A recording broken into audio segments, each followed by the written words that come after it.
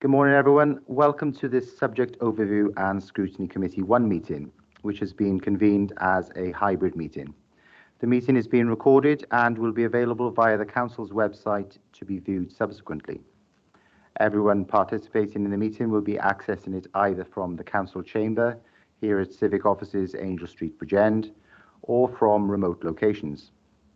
Some of you may already be aware that I have a condition called adult onset epilepsy, which occasionally results in me experiencing short absences or mild seizures.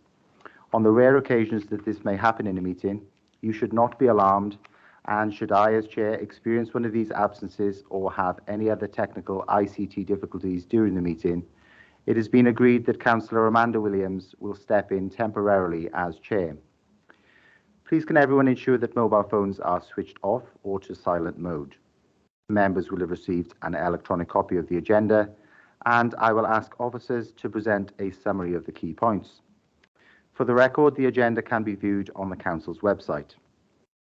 Members and officers will be speaking at various points during the meeting, and those speaking may switch their cameras on at that point, but I would ask that, with the exception of myself as chairperson, at all other times you keep your cameras and microphones switched off, as this will help to minimise any background noise and interference. Whether attending in the chamber or remotely, if any members or officers wish to raise a point or question, they should press the hands up icon on the screen at the top right-hand side of the Microsoft Teams window, and I will come to you in the order I receive requests. Please lower your hand once you have finished speaking. If you are in the chamber, please switch on the microphone on your desk and speak directly into the mic to allow those who are remote to hear you clearly. Please lower your hand once you have finished speaking. The instant messaging chat button has been disabled for this meeting. Please do not use your microphone until I invite you to do so. Officers from Scrutiny will be supporting the meeting and will be monitoring the use of microphones throughout its duration, and where necessary will mute those not being used. I will ask officers to introduce themselves when I invite them to speak during the course of the meeting. They too should ensure microphones and cameras are switched off when not in use. I will now proceed to the agenda, and item 1, apologies for absence. I will now ask Lucy, our scrutiny officer, to announce the apologies for absence received. Oh, it's over to Meryl. Meryl.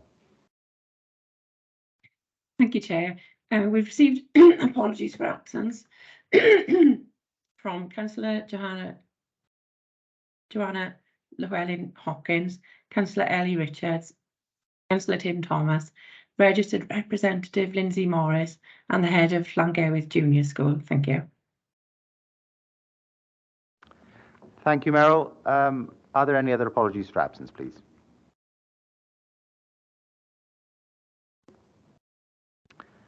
I can't see any hands raised, so I move to item 2 on our agenda, and that's declarations of interest. If any member has any interest to declare in any matter on the agenda, please click on the raise hand icon now. Canon Edward Evans, please. Yes, Community Governor of Bryn Terrain Comprehensive School. Thank you very much. Councillor Melanie Evans, please. Yes, thank you. Community Governor for Pencoed Comprehensive and Croysty School. Thank you, Councillor Evans. Councillor Richard Collins, please. Community Governor, St Mary's and St Patrick's, my stake. Thank you very much. Just to remind members, if they are a local authority governor, they don't necessarily need to declare an interest. Councillor Heather Griffiths, please. In that case, I'll withdraw my hand. Thank you. Thank you very much. Councillor Martin Jones, please. Good morning, everybody. Chair of the Interim Executive Board, Ogmore Vale Primary School. Thank you, Councillor Jones. Are there any other declarations of interest? I would like to make a personal declaration in that my partner is a teacher in a pilot school for the curriculum for Wales, but he does not work within this local authority area. I now move to item 3 on the agenda, And please lower your hands if you have finished speaking on item 2. And this is the first substantive item on our agenda today, and that is the annual local authority scrutiny report for Central South Consortium 2021 and 2022. I'd like to ask our Corporate Director for Education and Family Support, Lindsay Harvey, to introduce the report, and then perhaps I can ask our representatives from Central South Consortium to introduce themselves and present the report. Lindsay, please. Thank you, Chair. For the purpose of the recording, I'm Lindsay Harvey, Corporate Director, Education and Family Support. Yes, Chair, with your permission, Sue Roberts will be leading on the reports from an officer perspective from the local authority, and then I'll now introduce the Central South Consortium representatives. That's okay. So, Clara, first, if you could introduce your team for the Chair, please. Good morning, everybody. I'm Clara Seary. I'm the Managing Director at Central South Consortium, and I'm joined this morning by Darren Jones. So, Darren, if you'd like to introduce yourself. Good morning.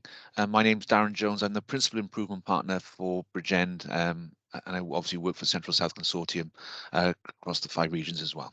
Thank you. Thank you very much, Clara, and to Darren. I'll now hand over to Susan Roberts, who's the Group Manager for School Support at Bridgend County Borough Council. Sue, welcome. Thank you. Thank you. Okay, so the purpose of the report today then is to provide the overview of the work of Central South Consortium and to update elected members on the contribution of Central South Consortium working in partnership with local authority to raise standards in schools across Bridgend. The report details the work of the consortium for the academic year September 2021 to 22 and the financial year April 21 to March 22. I won't go through the connection to the corporate wellbeing objectives. They're there on the report for you to see. I think the background then is that since 2012, Central South Consortium has delivered aspects of school improvement services on behalf of the 5 local authorities: Bridgend, Cardiff, Merthyr Tydfil, Rhondda and Taff and Vale of Glamorgan. This covers 381 schools and 32% of the school pupils in Wales. Growing region with a rapidly changing demographic encompassing increasingly diverse communities across the economic sub-region, and it remains the region with the highest number of children living in poverty, with approximately 25% of pupils eligible for free school meals. The report then details the service delivery and the challenge and support to schools on behalf of the 5 local authorities within the Central South region, governed through a joint committee of cabinet members from each local authority. Joint committee meets regularly and formally approves the annual business plan and budget for the service, holding the service to account in terms of performance and budgetary control. The scrutiny committees in each of the 5 local authorities, just like this one, invite the Central South Consortium to report and present on the work of Central South Consortium in supporting schools aligned to the evaluation, improvement and accountability framework from Welsh Government 2022, and an annual report from the consortium relating to the progress in the previous academic year and priorities for the year ahead is provided. So the core focus of all school improvement activity is to provide support and challenge to schools to ensure that learners across the local authority have the right educational experiences to allow them to make progress and be successful in the next phase of learning and employment. So in terms of the current situation, then I'll hand over shortly to Central South Consortium colleagues then, because they're going to present the annual scrutiny report for Central South Consortium for 2021 to 22. And that's part of the appendix. Again, the purpose of the report is to provide an overview of the work of Central South and to update members with the contribution that Central South makes, working in partnership with local authority to raising standards in schools across Bridgend.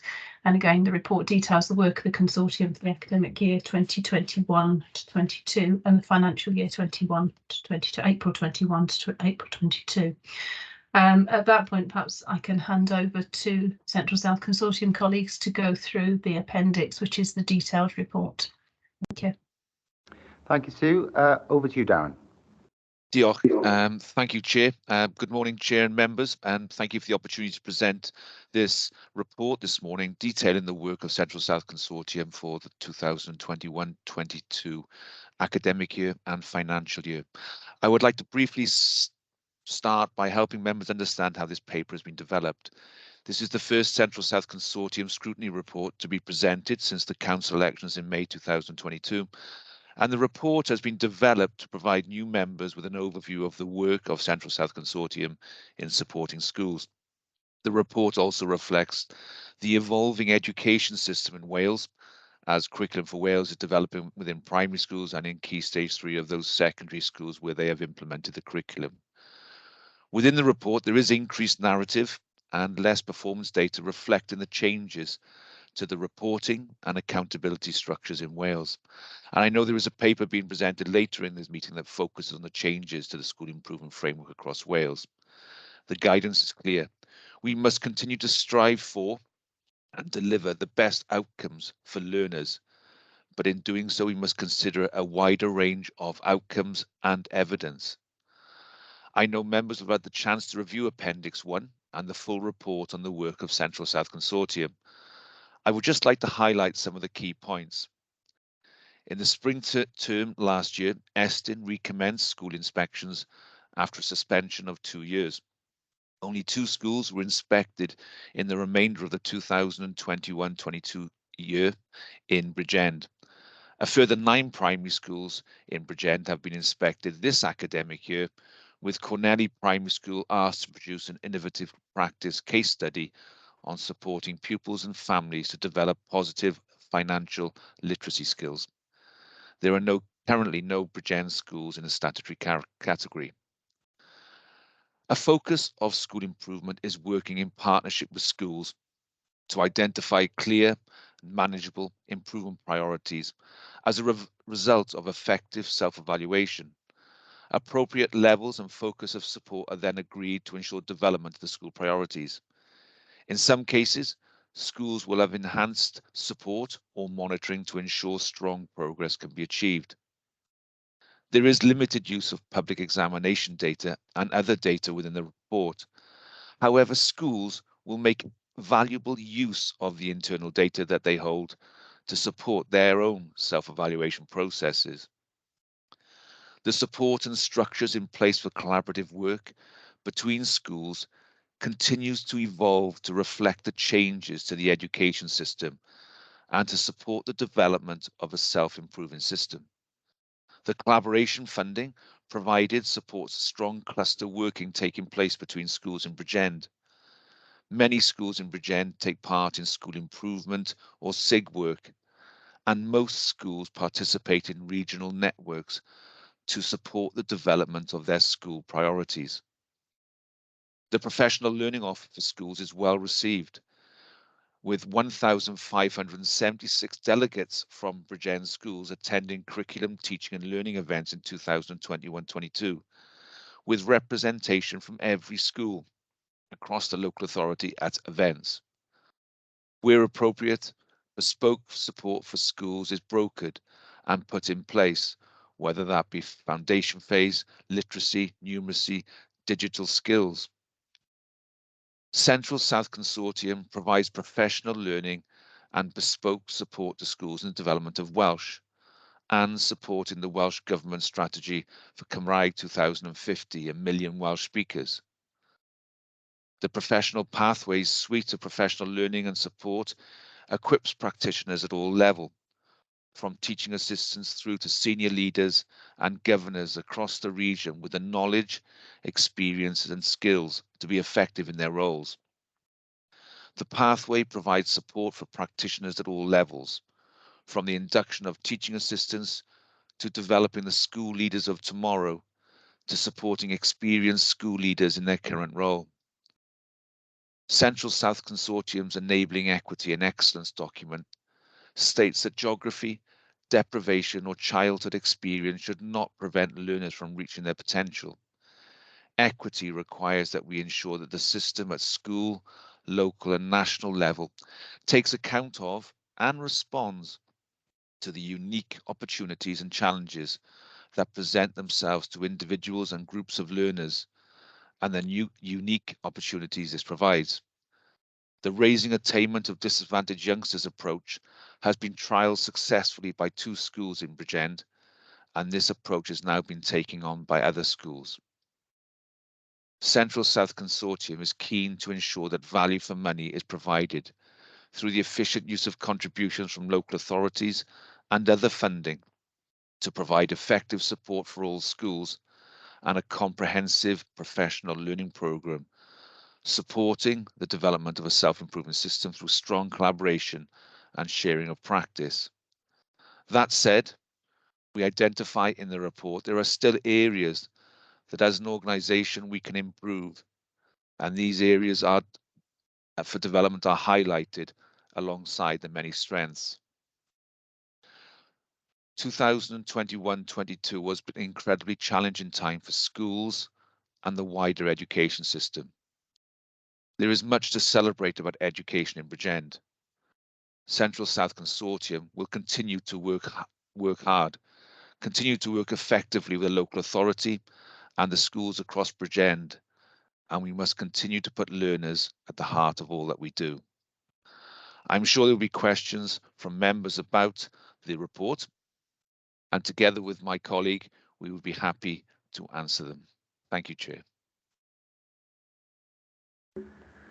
Thank you very much indeed, Darren. Just a general comment from me to begin, if I may. I think we all value this report as an introduction to Central South Consortium, especially for new members who were elected last May. But I do think that we need to be mindful of the fact that we're scrutinising an annual report from 21-22. It's the 2021-22 academic year and, of course, the 21-22 financial year, and that the context has changed somewhat since the latter started 2 years ago. I think for future reference, perhaps you can take on board the fact that I think the value of the Scrutiny Committee clearly lies in scrutiny of the here and now and the current context, and this will be looked at, I think, within our questions in terms of the current CSE business plan of 22-23, and also I think there would be some value in providing pre-decision scrutiny of your draft 23-24 business plan, which you must be in the process of developing at present, and I'm sure you'll seek elected members and registered representatives' advice on that in due course. But I'll now like to ask members for questions, and we're going to take this in quite a thematic approach because it's quite a lengthy report and we want to try and do it as logically as possible. And we'll go to the financial arrangements which you have at present. They are listed on page 41 and page 76 of the report. I know that our Mayor, Councillor Martin Jones, has a question on value for money. So I'll bring in Councillor Jones now.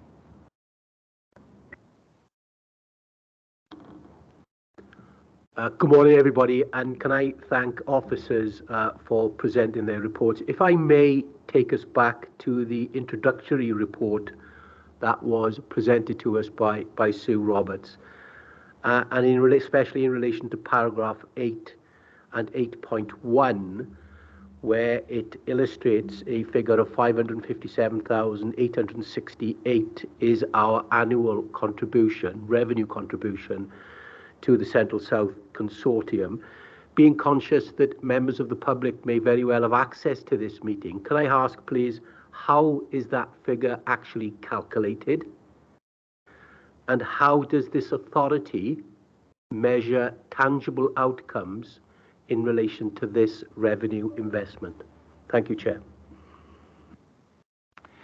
Thank you, Councillor Jones. Who would like to take that question? Darren? One of your colleagues? Sue? I don't know which one who wants to take this one. I'll start us off, Chair, if that's okay. Yes, Clara, please. There is a formula allocation that's used to work out the core funding from each of the local authorities. That's done in conjunction with the authorities, so it depends basically on the size of the authorities. And that core contribution is what pays for the core working of the organisation. So the main bit that people will see around that is the improvement partners supporting all of the schools. So it pays for those. It also makes contributions to the general organisation of the service. But alongside that, the additional work of the improvement partners is also subsidised by grant funding from Welsh Government, particularly around curriculum and curriculum design, because that is a huge focus of the work that everybody's doing at the moment. We do constantly review those figures. You mentioned about the business plan. So the business plan, we do have a 3-year business plan that went to our joint committee last year. There is an update of it going to joint committee over the next couple of months. And it talks about how we use that money, both the core contributions from the local authorities and the grant funding that's used. But I think the main evidence of impact of that money on schools is that schools are being provided with the support that is appropriate to their needs at this time. And we can see that through the positive Eston inspections that Bridgend has had. It's also seeing that the professional learning offer is appropriate to the needs of the schools. So it's that intelligence that's coming back from improvement partners, coming back from schools, that goes into designing that professional learning offer as we move forward. I'm not sure if I've answered your question in enough detail, but if you did want to have some more information about the breakdown and the allocation of that funding, that is something that I can definitely get sent to you. Thank you, Clara. Councillor Jones is not motioning for another contribution, but perhaps I can just provide a rider to that before I bring in the Cabinet Member, Councillor John Paul Blundell, in. And that is the final comment you made with regards to a breakdown of funding. You mentioned, I think, on page 41, the range of different functions. Of course, the vast majority, as you mentioned, are based on direct intervention through our improvement partners and direct support to our schools. But of course, there are a range of back office functions as well, which are inevitably supported by our contribution. So perhaps you could provide a more granular breakdown of the detail of what funding is allocated to each item listed on page 41 in writing, and then inform us of what BCBC's contribution is to each, if you do that, if you actually break it down by local authority. But I'll bring in Councillor Blundell now, who'd like to make a comment on this before bringing in Councillor Amanda Williams. Yes, thank you, Chair. No, I just wanted to back up Clara's point at the end there about how we measure success. And for me, the way we measure success is positive outcomes for learners. Are we seeing Eston reports that are schools moving forward, they're not standing still? Are we seeing success in our schools? Are we seeing our schools being used as benchmarks where other schools can be measured against? And yes, we are.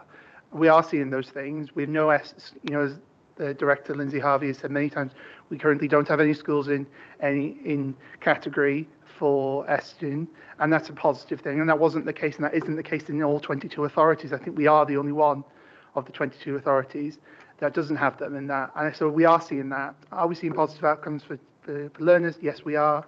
We are seeing a better education for our young people. So for me, that's how we measure success. It's not, unfortunately, it's not very, it's not sort of like a mark on the graph sometimes, but it is sort of how you see the schools developing. And I think we are seeing our schools developing in the County Borough. I think anyone who's been to a school since COVID has seen that there is a development in our children's learning. So that's really all I wanted to say. Thank you, Chair. Thanks, Councillor Blundell, and no doubt we'll pick up on some of your points in more detail later in the meeting on the measurement of performance within our schools. But I'll now go to Councillor Amanda Williams, please.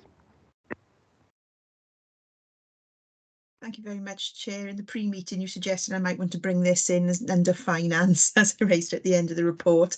I understand that there is a cut to the funding to CSC, and also given the 2% cut to the school budgets, As a chair of governors in a school, I know that the areas we're looking at to meet that cut are reduction in the professional learning and the additional support to learners who require intervention.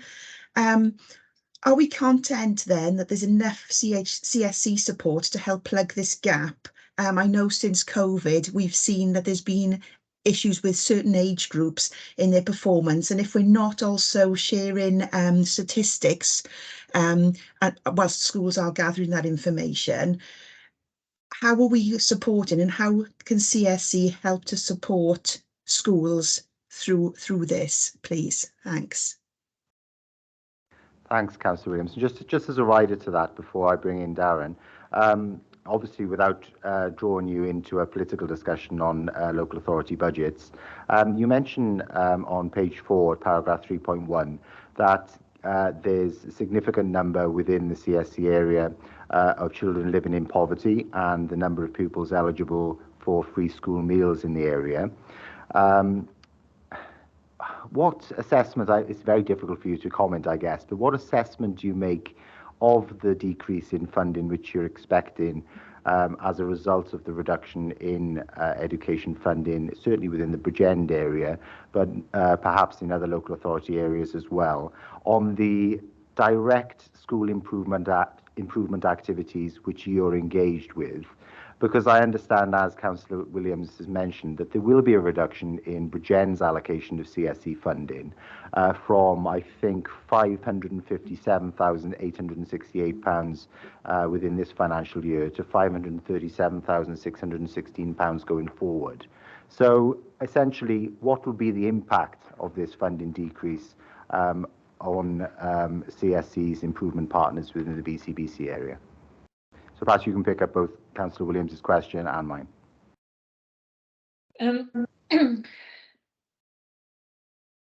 I think it is a challenge to carry on providing the services that we provide with the budget cuts. However, what we are looking at doing is how we can use our grant funding as effectively as possible to minimise that impact on frontline services going into schools. We are currently working through what that offer is going to look like for the next academic year. And part of the challenge with that is we still haven't had our grant allocations from Welsh Government yet.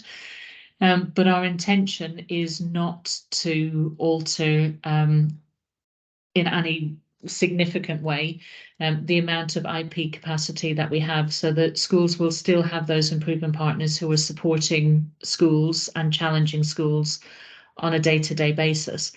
And alongside that, the professional learning offer, we'll continue to keep modifying that professional learning offer, because one of the challenges is people actually coming out of school. We know the additional costs of supply cover, being able to find supply cover is a massive challenge.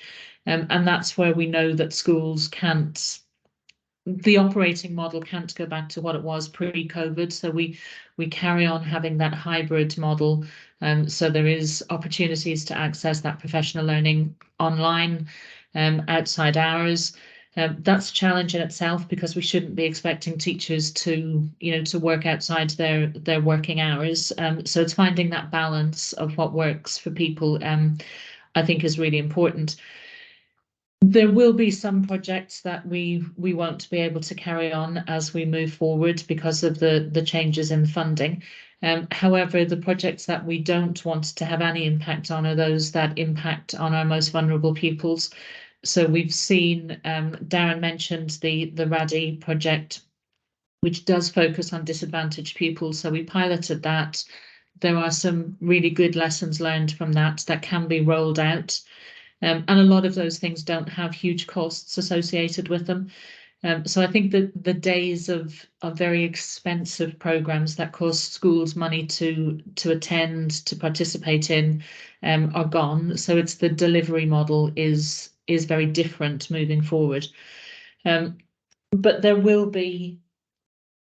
have to be changes. So that's why we're working with the local authorities to make sure that we're really targeting the priorities of individual local authorities and focusing our efforts on those.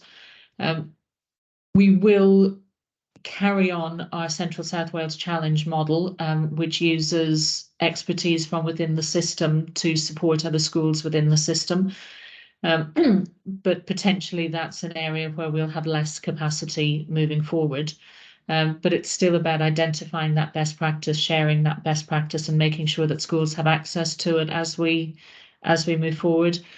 You know, we've trimmed, as everyone in the public sector has, we've trimmed back all of those kind of back office functions.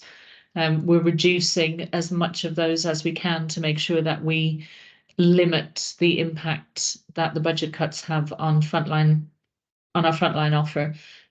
However, there will be some changes to it. Thanks for that honest assessment, Clara. I know your colleague Darren would like to come in as well.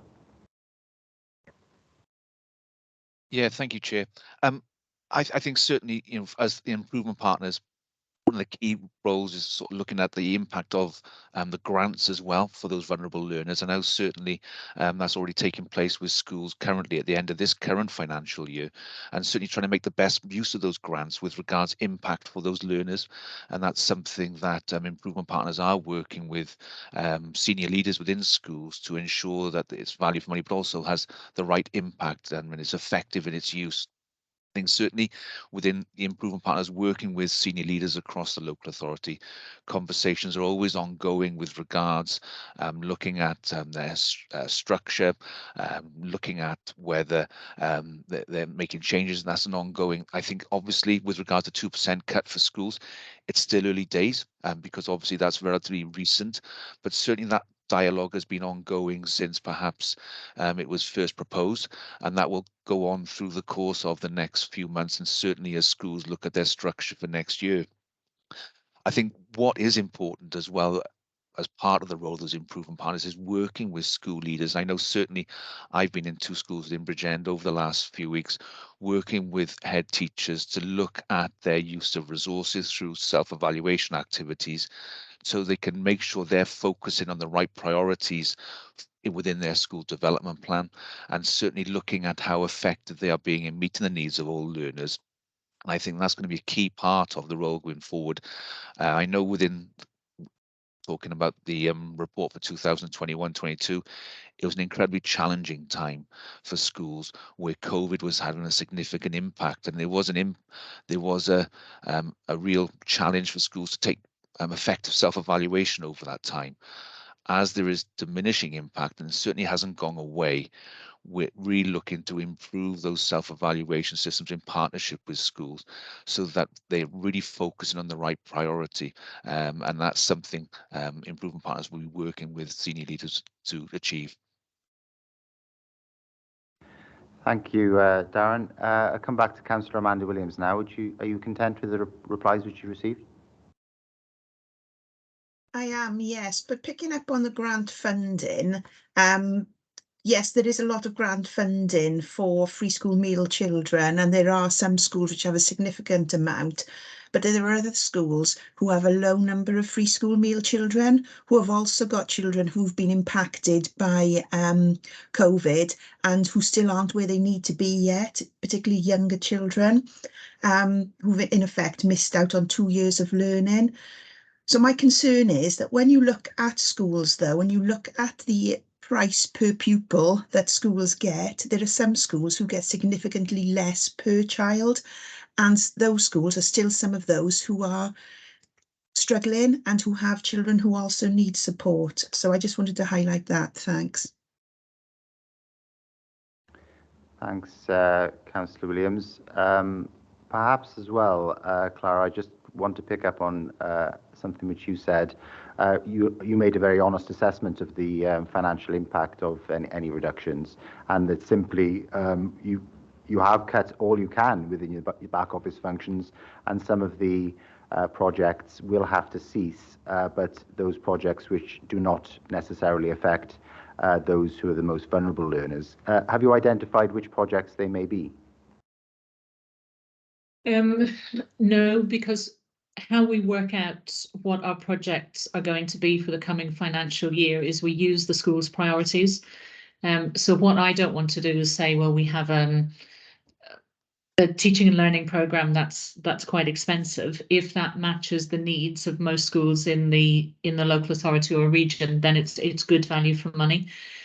So when we're designing our professional learning program, we take that intelligence back from the improvement partners when they've gone through the self-assessments with each school to say what is it that they need to be working on.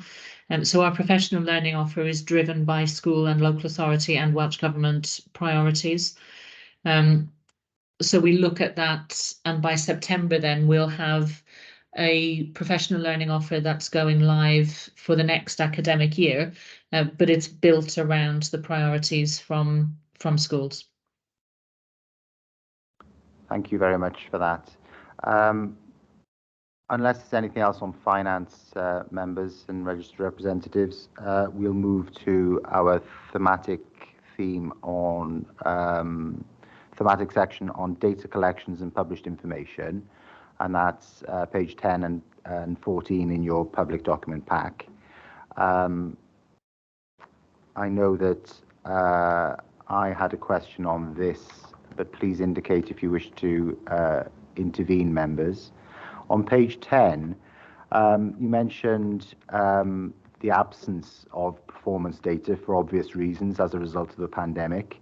But you did mention within the report and your presentation that schools have internal data systems for tracking and analysis of pupil performance, which enables appropriate support and challenge by CSC to secure school improvement. Can you provide just a little bit more detail about what these internal systems entail? And does this provide you with sufficient independent assurance that schools are being open and transparent about the support which they require in some cases? Because clearly schools, it's just human nature, I guess, want to show themselves in the best light. They don't necessarily want to seek support where where necessary. So do you feel that you've had sufficient independent assurance that they are actually seeking the support which they require? Chair, is okay if I come in there? Yes, of course, Darren. I think certainly the changes to the school improvement framework across Wales, and certainly it comes from the successful Futures report, if we go back to 2015-16, I think it was. It's about having a culture of self-evaluation. Do I think since September we are there? No. I think it's going to take time, but certainly based on my own experience of going into schools over this time, as I said, I've been into 2 Bridgend schools over the last few weeks, took part in self-evaluation activity. It was incredibly honest, transparent. Head teachers and other senior leaders who took part in those activities were very much aware of what needed to be improved. There was nothing hidden. And I think that is what honest, transparent self-evaluation should be about. Certainly taking the point with regards to data, I think each school is using that data based on what data they have. Not every school has the same data. There is going to be certain consistent data within schools, such as the personalised reading tests and numeracy tests, which are from the Welsh Government. But there'll be other data and tests done within schools according to the assessment framework they're developing in line with the curriculum for Wales.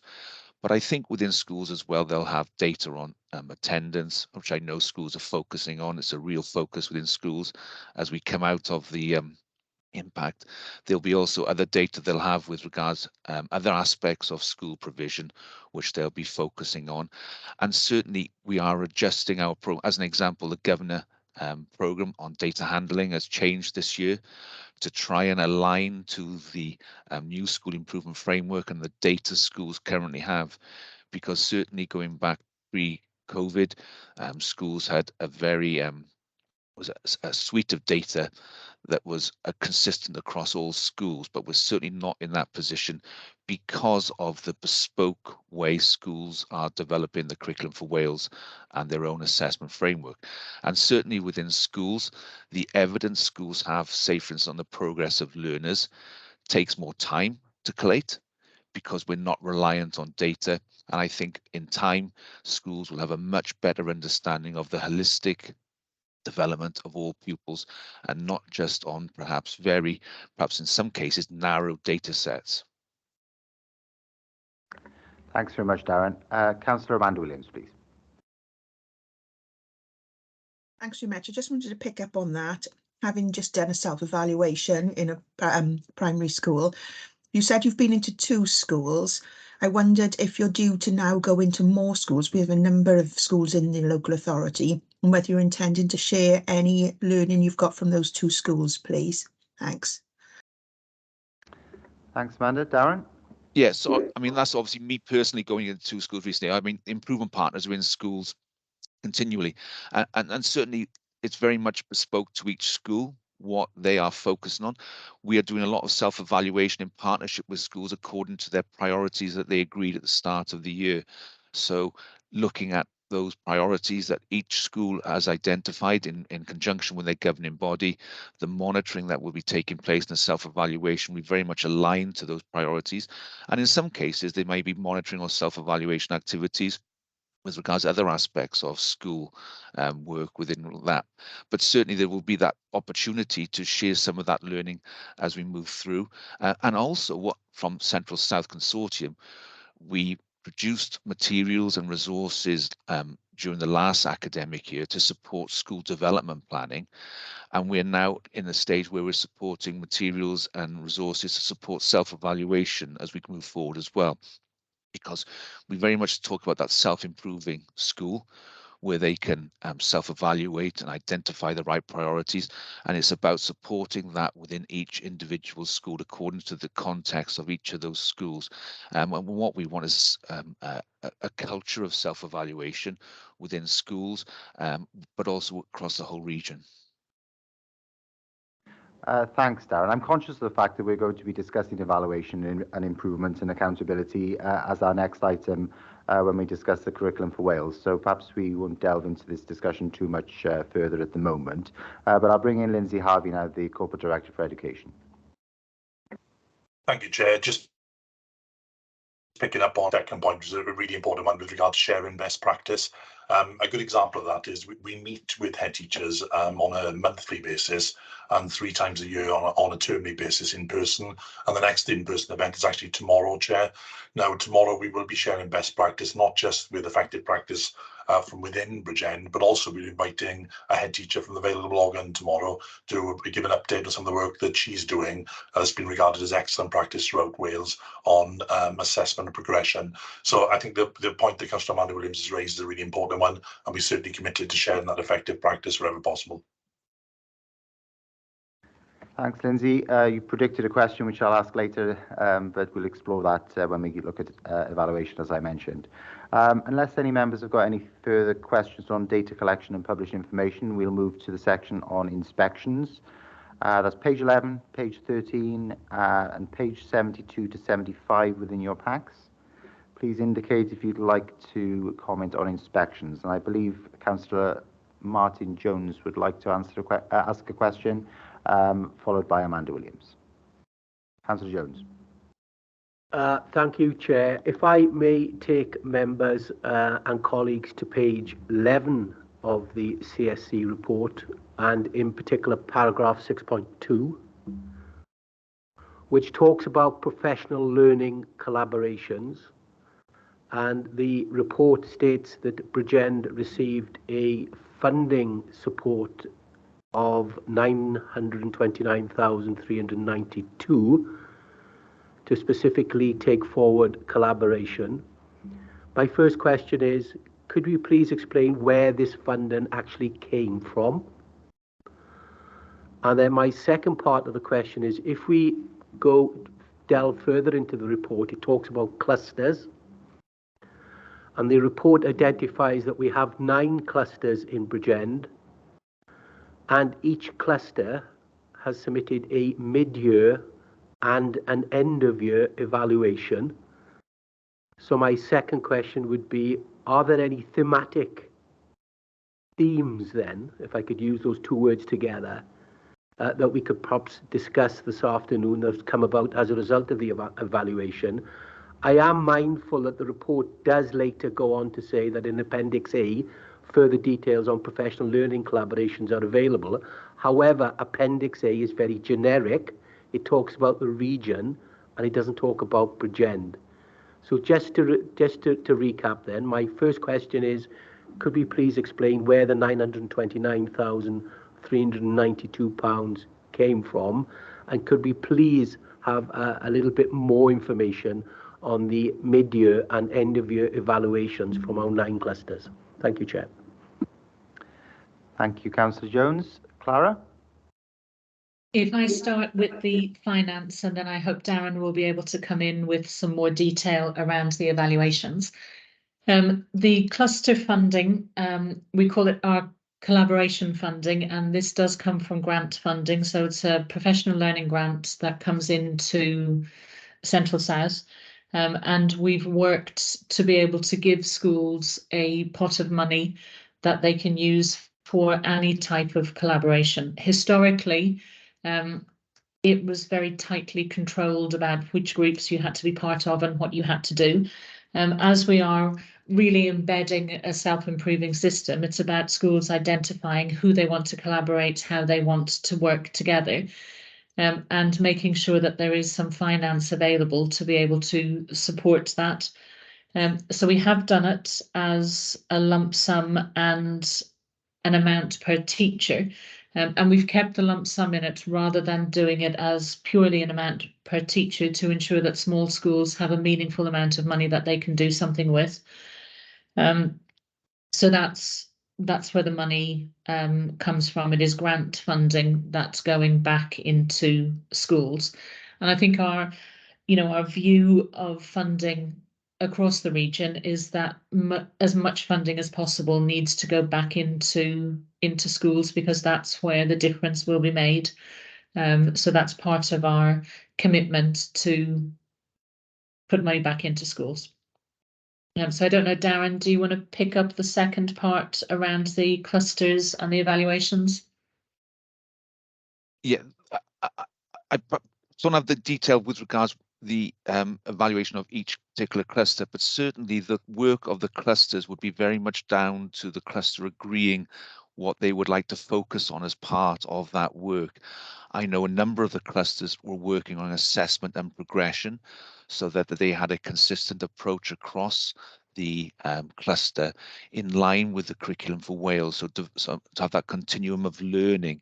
And that was something that was taking place in a number of the clusters, and as part of that they actually identified bespoke support that they wanted. I know certainly I believe 6 of the clusters had support for the developing progression in line with the curriculum for Wales during the course of the academic year. And I know in a number of cases that's been ongoing during this academic year, because assessment and progression is something that was identified regionally, but it's been identified by school leaders within the local authority as well. That's something they really want to focus on, and to ensure that continuum of learning all the way across the education between primary and secondary schools, to ensure there is a consistent approach within the whole cluster as they align to the curriculum for Wales. So I don't know if that's enough information for Councillor Jones. Thanks, Clara. Thanks, Darren. Councillor Jones would like to come back in. Yeah, thank you, and thank you for the 2 responses there. Could I ask the Directorate then, what does the Directorate do with this evaluation information? What has it done?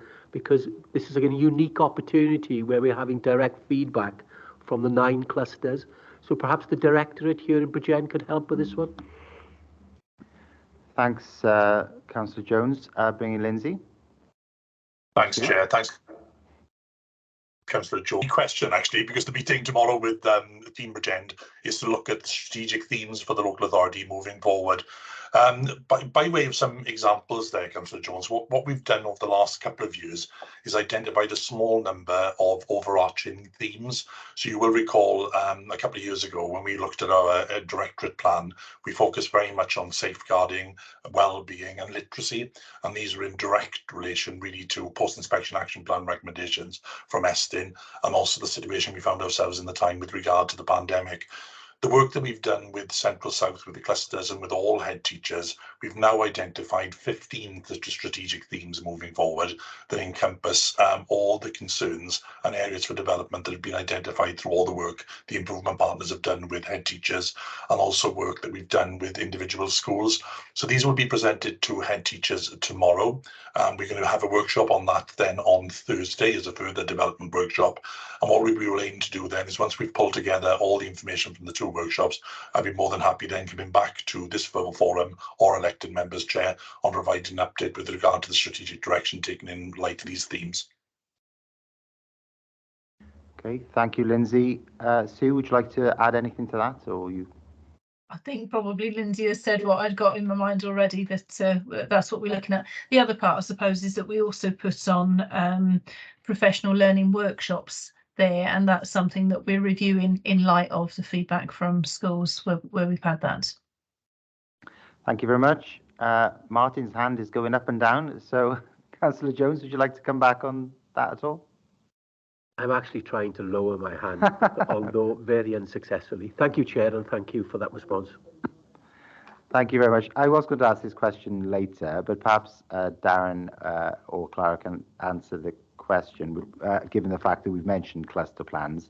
On page 36, you refer to cluster plans, and you mention that 16% of cluster plans were deemed to be ineffective. Has that changed in the right direction, or and why were they deemed to be ineffective? Again, if I start us off, Darren may want to add some more around it. I think partly why the cluster plans weren't as effective as they could have been was the time that they were working in. So we were still working, it was 21-22, so we were still working with within the confines of COVID.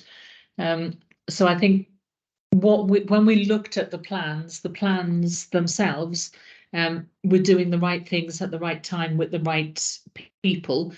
However, circumstances got in the way and prevented the plans actually being implemented. So I suppose that the wording's probably a bit harsh. I think it was circumstances stopped the plans being effective rather than the plans not being effective, if that makes sense. I don't know, Darren, if there's anything else you wanted to add to that. No, I think certainly in the 2021-22 year, and certainly over that winter period, there was a significant impact within schools. It was incredibly challenging for schools. Schools were trying to remain operational at that time. Certainly it had an impact on the progress of certain plans and priorities, just because of the challenge of keeping schools open, and certainly schools were really at intense pressure at that time to remain operational. And I know certainly there was a big impact on self-evaluation activities. There was an impact on a range of other activities that schools had planned because of the need to try and remain operational. And schools did incredibly well to actually implement the new curriculum for September, despite the incredible challenges over the previous months when they were trying to remain open. And certainly that was a significant impact on a lot of the plans during that year. Thank you. That makes perfect sense and puts it into context. Thank you both. Councillor Amanda Williams has been incredibly patient, so I'll bring her in now. Thanks very much. I've got a question on inspections, but I also picked up a question following on from Darren's presentation of the report. If I could ask that one first, please, and then my one on inspections. In the overview, we were told that many schools in Bridgend take part in CSC support, and most are working in collaboration with each other. So I wondered, why is it only many and most? What's the reasons given for this? Particularly as some schools are trialling the new curriculum, I'm concerned that maybe not all schools are getting involved then in the feedback from this trial and not engaging in the sharing of this of the findings from the schools who are trialling it, please. That's the first question. Then I have one on inspections. Thank you. Was it sorry, Councillor, was it back to my yeah, your overview of my overview. when you presented the report, yes. I think in the report as well, it spoke about the fact that all schools took part in professional learning during the course of the year. The actual evaluative terminology I used then was for specific aspects of professional learning, but certainly all schools, I believe it was something like 1,800 staff across Bridgend attended professional learning last year. 100% of schools across the local authority attended events last year. So certainly it was in particular aspects of professional learning, but certainly there was high participation, and that participation has grown over the last 3 years. So despite the challenge of COVID, schools are really invested in their professional learning for their staff, and that's certainly come across in the data that we were able to provide in the report. Thank you, Darren. I think Sue wants to come in on this point as well. If I could, yeah, I think it's important to note as well that perhaps in some instances where schools didn't participate, it's perhaps because that was not something that was a priority in their school. So some of the training might not have been directly relevant to their particular school priorities. It may be something that they've covered already. You know, I know certainly for some of the work around literacy, a number of the schools were feeling very confident actually with what they were doing and where they were, and maybe there wasn't the same kind of need as there were with other schools as well. So obviously the take up for training will depend on what the school has judged to be its priority as well. Chair, is it all right if I come back in there as well? Yeah, sure, Dan. Yeah, I've found the comment that Councillor Williams was referring to, and it was with regards to School Improvement Group. And the School Improvement Group is a group that is it may be up to about 20 schools across the region, and they will have a certain focus each year, and schools will participate in that particular group if they feel it supports their strategic priority within the school. So sometimes it doesn't always align to their strategic priorities, and as a result of that, they won't participate in that. And that's where the many comment came from with regards to that. It's just the fact that they've got a limited resource and they would like to focus that resource on developing. And so therefore they may put more of that resource into the regional network, or they may put more of their staffing resource into the cluster so that it aligns with their strategic priorities. Okay, I think that answers my question that I had on school improvement groups, actually, in the fact that you mentioned on page 18 that only 72% of schools in Bridgend took part in the school improvement groups, and 28% cited that due to additional pressures on their time in responding to COVID and curriculum reform, they didn't felt that it engaged. So, Councillor Williams, would you like to come back in on your question? I've got my question now on inspections. On inspections, yes. Okay. Sure. Yeah. So in this report, you were talking about the 2 inspections from the previous year, which was lower than our neighbouring authorities. But I understand that a number of schools have already had Estyn inspections this year already. I just wondered if we could have an update on how they have been progressing, how we're doing, has it been positive, and how Estyn are differentiating between those schools who were taking part in the trials for the new curriculum, because obviously each school is at a different level and they're progressing differently. So how will Estyn take that into account, and how will we ensure that schools aren't penalised for that? Thanks. Thank you, Councillor Williams. Darren? Yeah, I think certainly, as we say, only 2 schools were inspected from last Easter through to the summer. Another 9 schools have been inspected this year. I think certainly as part of that, it's been a positive story.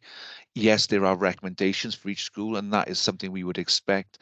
And improvement partners are working with each of those schools to ensure that those recommendations are being integrated into school development plans and have been addressed within each school. And in many cases, schools had already identified those recommendations and were already within their school development plan because of the school's own self-evaluation. As a region, we are always reviewing and analysing recommendations across local authorities and regions to identify common themes. One theme that is coming through is self-evaluation because of the impact in 2021-22, which we've already touched on with regards the impact of COVID on schools. But that is something that we'll continue to work with schools to develop those processes, certainly aligned to the new school improvement framework, to ensure we have a culture of self-evaluation and that identifies those right priorities for each individual school across the local authority and across the region. Thank you, Darren. Lindsay, is it on this point? I imagine it is. It is, Chair, yes. Very quickly, you'll see tomorrow to Cabinet, there's a report with regard to the resident inspection results that have been published. What we aim to do, now we're back into a fairly regular rhythm of the school inspection reports, these will be taken to Cabinet a term in advance, if you see what I mean, or term in retrospective, sorry. So what we will do, we'll report on the ones that occurred the previous term. The one thing just to be aware of is, of course, with school inspections, is that the report doesn't get published for some months after the actual inspection. So you will see that lag.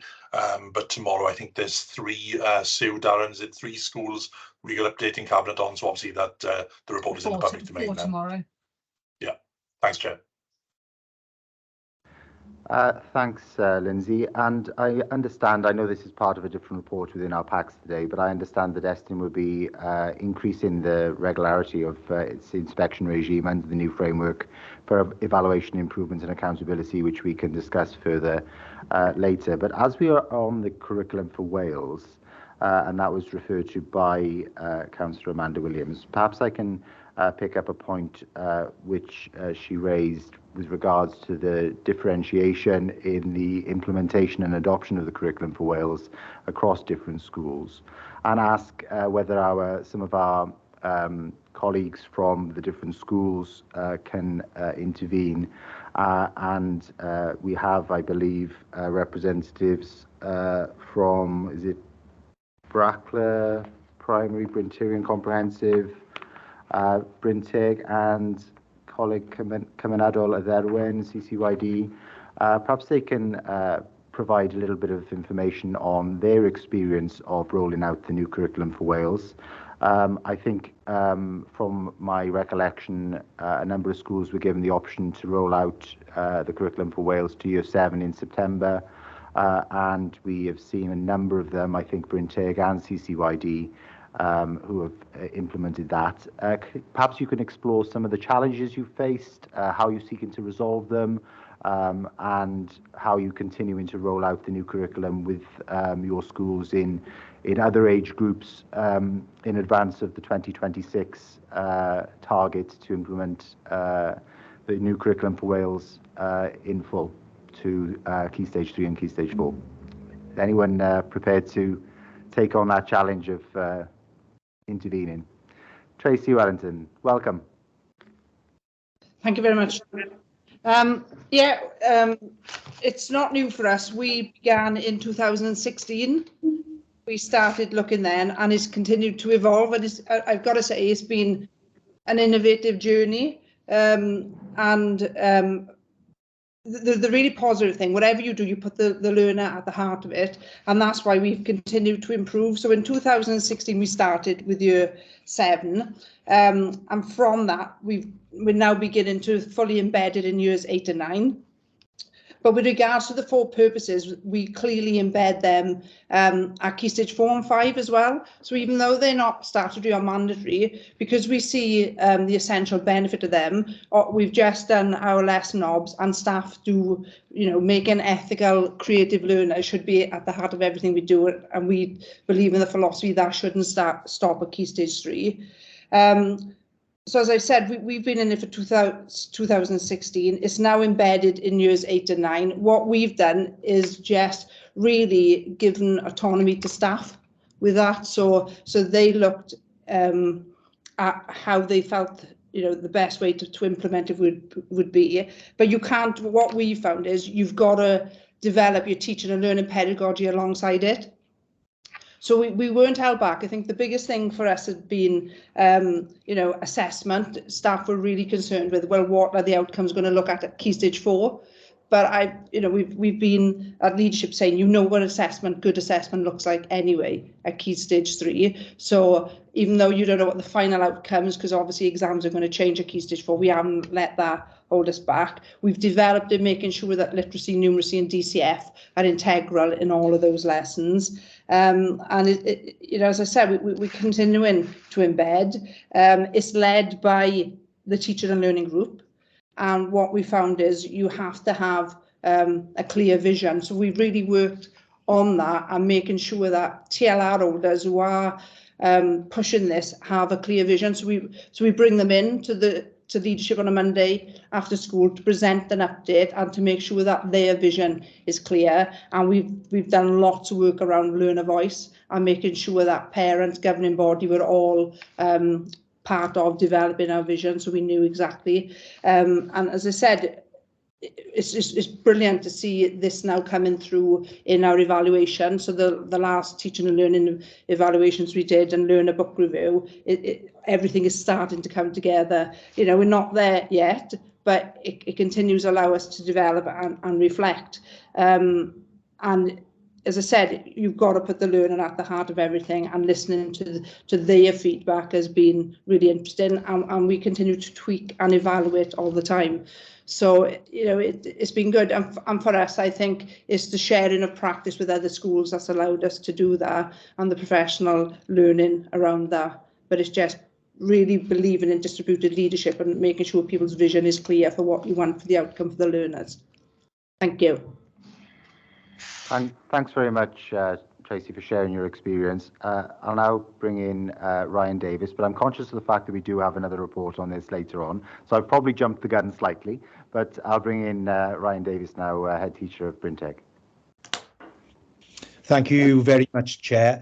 We introduced the Curriculum for Wales to our Year 7 at the start of this academic year, and it has had such a huge impact on not just the pupils in Year 7, but I would say on all aspects of the school, even though it is just primarily focused on that one year group at the moment. And to answer the questions that you asked specifically, Chair, at the start, in terms of the successes of the new curriculum model, we're obviously interested in the end outcomes and where our pupils will end up in terms of their GCSE, their BTEC, their skills challenge portfolios. But what we are seeing in terms of success is the improvement in soft outcomes. For example, our pupils in Year 7, their thinking skills, their problem solving skills, their literacy, their numeracy skills, they have developed at a rate that has quite astounded us this year. And I'm sure my other colleagues, Tracy, for example, in CCYD would back me up on this. And the reason for that is being able to take control of a curriculum model and design a curriculum model that is relevant to our situation. But quite honestly, the soft outcomes are quite simply mind-blowing. And I know that the Children's Commissioner for Wales is coming in on Friday to spend a day with us just following our Year 7 pupils around school, looking at what they're doing, because it's creating such a lot of interest. So I completely agree with Tracy in terms of the incredibly positive impact it's having on school.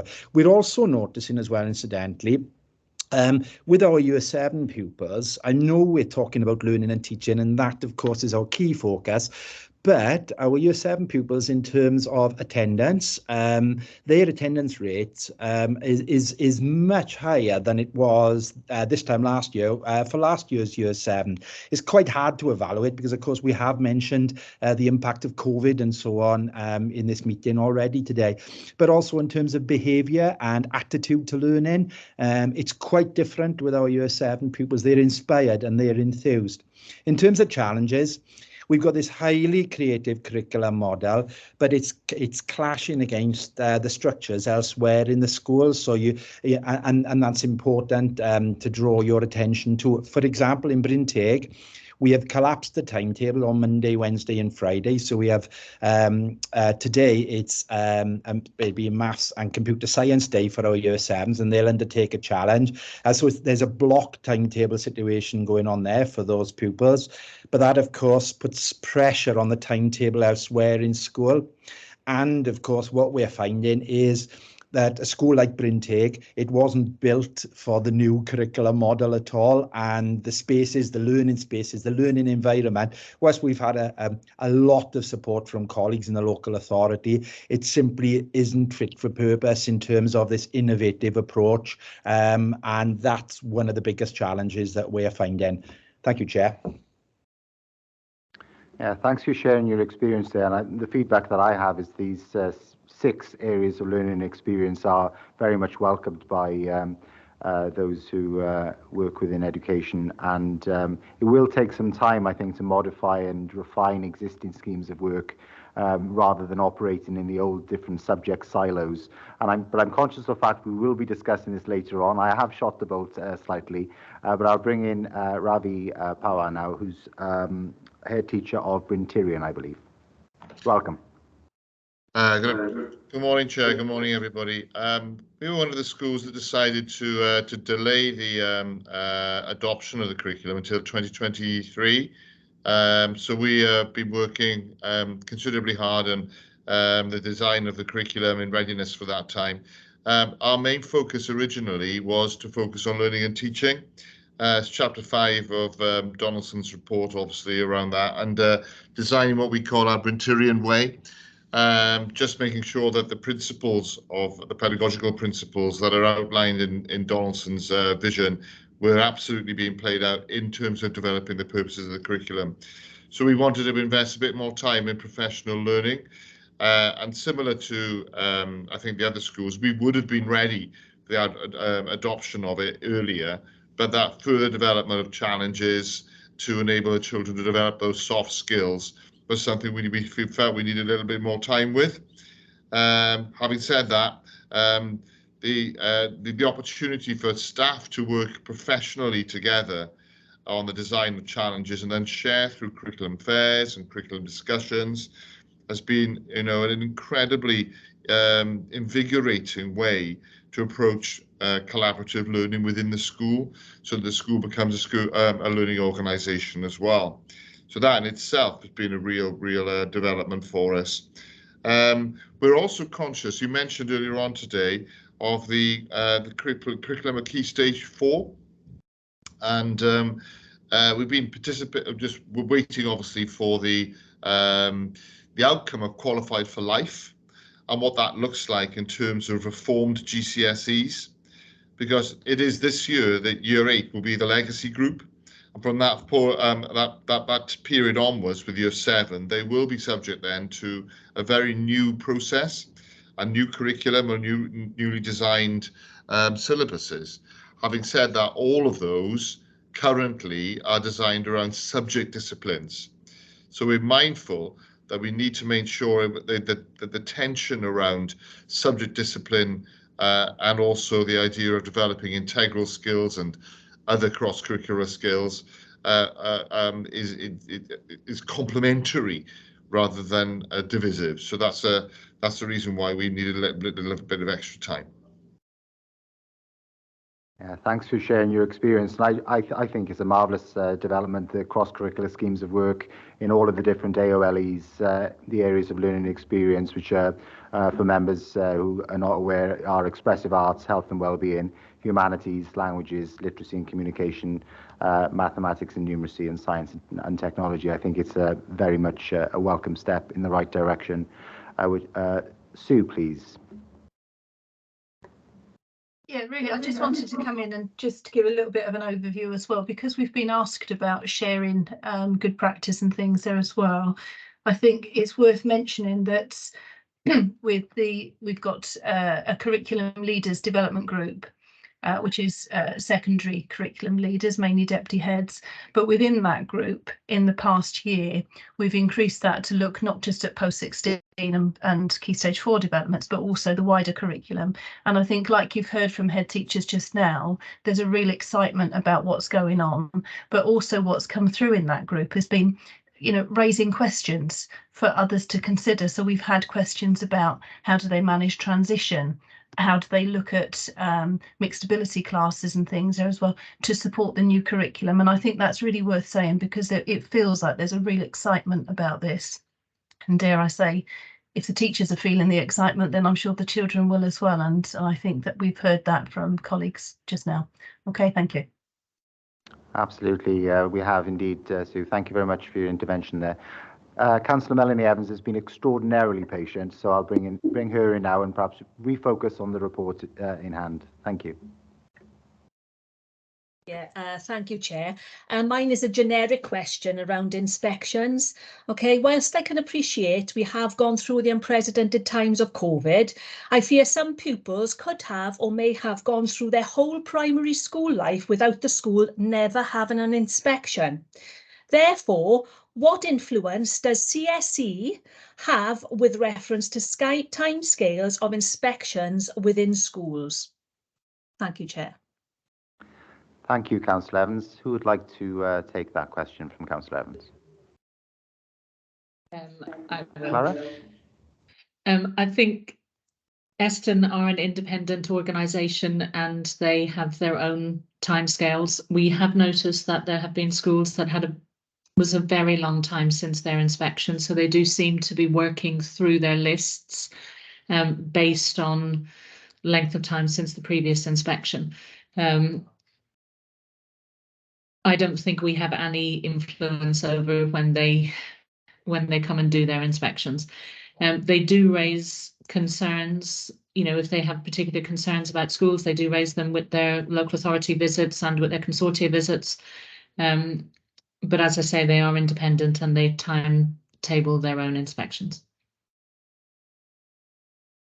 Yeah, I think we have got in our paper packs that the assurance that they will be increasing their regularity, if that's a word, of inspections as part of the new framework for evaluation, improvement and accountability. So that is a step in the right direction. But Councillor Evans, would you like to come back on that at all?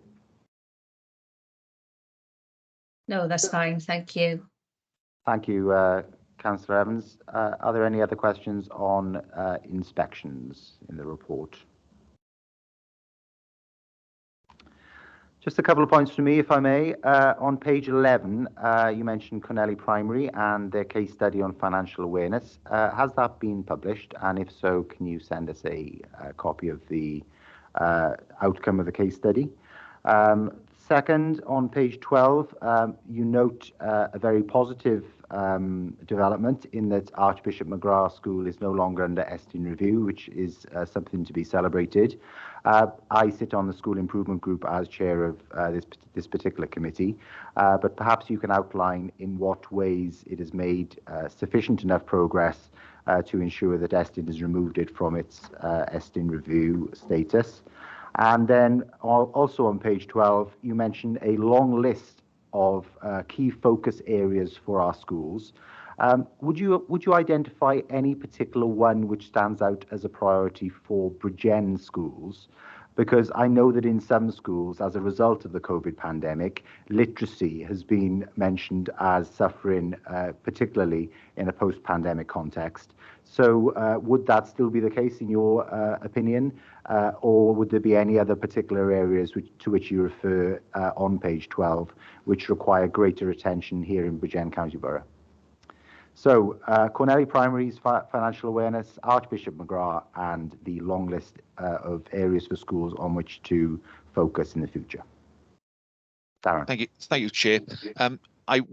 Cornelly's case study was published. It was published towards the end of January, and yes, we can send you a case study. It is on the Estin website if anyone would like to get it today, but certainly that's something we can forward to you. With regards Archbishop McGrath, following them being placed in Estin review, the revisit that took place back in November, I think it was the second week of November, was focused on their recommendations from their original inspection. So that was the focus for that revisit. It was on those 4 recommendations which were made from the original inspection, and they was deemed that they'd made appropriate progress against each of those 4 recommendations. With regards to the SDP, and certainly there is a list of common focus areas that we identified by schools on page 12. Certainly each school has carried out their own self-evaluation as part of that. And as you say, literacy was something that was impacted during 2020-21 and certainly 21-22 because of COVID, because of the change to operational conditions in 2021. And certainly that was something with certain year groups, because of their stages of their development, that there was some challenges, and schools identified that through their own self-evaluation, and that was within their school development plans and was a focus for their work. I think certainly going into this particular year with the implementation of the curriculum for Wales, schools are continuing to refine the curriculum. Yes, they've implemented the curriculum for Wales, but they certainly understand the need to continue to monitor the effectiveness of that implementation. And as a result of that monitoring of the implementation, refining it during the course of the year, and certainly that is something that's on, I would say, almost all school development plans, is the monitoring of the effectiveness of the curriculum for Wales and the assessment framework that was agreed by governing bodies in last summer at as part of the adoption of the curriculum for Wales. I think something that is self-evaluation process. We talk about the reduction in the use of data and the changes the accountability system. So certainly developing effective self-evaluation processes to ensure they have an impact on teaching and learning is a real driver. It's come out in something in ESTIN recommendations across Wales. So I think that's having an impact on all local authorities, that self-evaluation processes from 21, 22, and the impact of COVID on the ability for schools to carry out effective self-evaluation. There was an impact. Schools trying to remain operational because the severe pressures they were under during that time. So certainly ESTIN have picked that up in inspections across Wales, but it's something schools themselves are looking to develop, and it's within their school development plans as well, because they understand the need to refine their processes to align to the curriculum for Wales, but also to align to the new school improvement framework as well. Thank you, Darren. Are there any other questions on inspections? I'm conscious of the fact that we've been already in this meeting for an hour and 20 minutes. So I'm going to propose that we take a 5-minute break so that our colleagues from CSC can take a breather, and we will resume at 12:30 p.m. Thanks, everyone.